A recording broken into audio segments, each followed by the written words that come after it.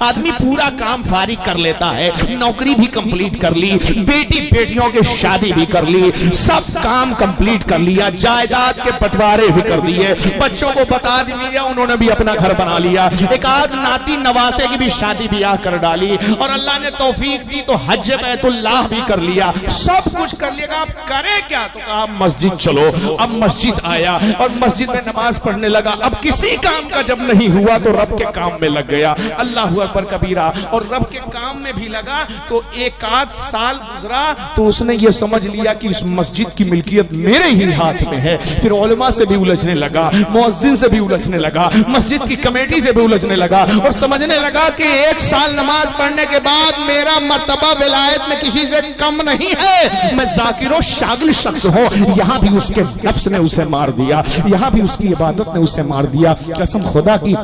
جو شخص نماز پڑھے اس نیت سے کہ کوئی مجھے دیکھے تو سمجھے نمازی جا رہا ہے، کوئی مجھے دیکھے تو سمجھے پرہیزگار جا رہا ہے، کوئی مجھے دیکھے تو سمجھے عبادت گزار جا رہا ہے،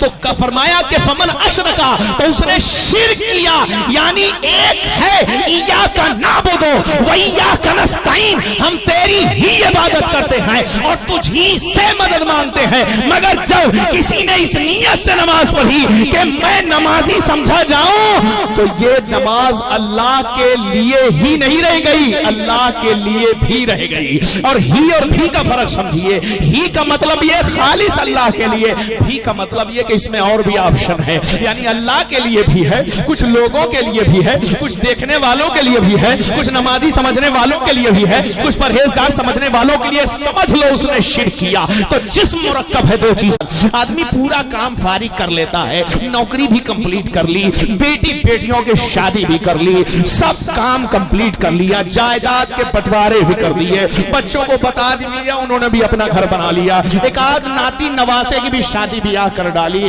اور اللہ نے توفیق دی تو حج بیت اللہ بھی کر لیا، سب کچھ کر لیا۔ آپ کریں کیا؟ تو کہا مسجد چلو۔ اب مسجد آیا اور مسجد میں نماز پڑھنے لگا۔ اب کسی کام کا جب نہیں ہوا تو رب کے کام میں لگ گیا، اللہ اکبر کبیرہ، اور رب کے کام میں بھی لگا تو ایک آدھ سال گزرا تو اس نے یہ سمجھ لیا کہ اس مسجد کی ملکیت میرے ہی ہاتھ میں ہے۔ پھر علماء سے بھی الجھنے لگا، مؤذن سے بھی الجھنے لگا، مسجد کی کمیٹی سے بھی الجھنے لگا، اور سمجھنے لگا کہ ایک سال نماز پڑھنے کے بعد میرا مرتبہ ولایت میں کسی سے کم نہیں ہے، میں ذاکر و شاغل شخص ہوں۔ یہاں بھی اس کے نفس نے اسے مار دیا، یہاں بھی اس کی عبادت نے اسے مار دیا۔ قسم خدا کی،